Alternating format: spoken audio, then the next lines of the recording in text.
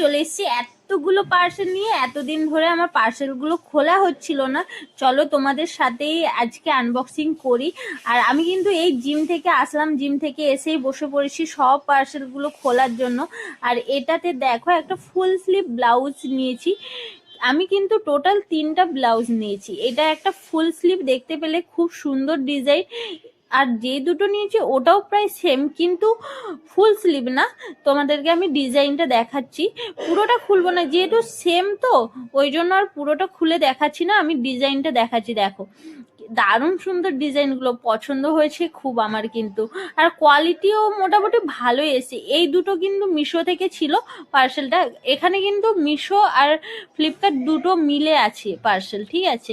তো এটা নিয়েছি একটা টপ শীতের পরার জন্য, ফুল স্লিপের টপটা এত সুন্দর এসছে। আমার বোন তো দেখে বলছে, আমাকেও মানে ওরও পছন্দ হয়েছে আর কি।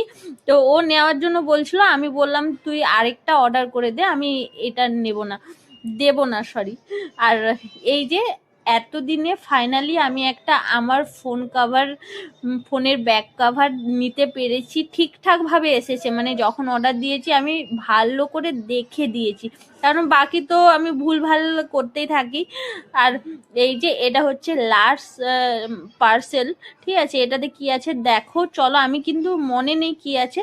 এটাতে আছে জিমের একটা প্যান্ট, ঠিক আছে। এখন বুটকাট প্যান্টগুলো খুব ভালো উঠেছে আর আমার রিসেন্ট ফেভারিট হয়ে গেছে। তো আমি জিমের জন্য এই যে এই ডিজাইনটা নিয়েছি। আর এগুলোই ছিল আমার পার্সেল সব কিছু। তোমাদের কেমন লাগলো অবশ্যই কমেন্ট করে জানিও। এতগুলো পার্সেল আনবক্সিং করলাম। বাই।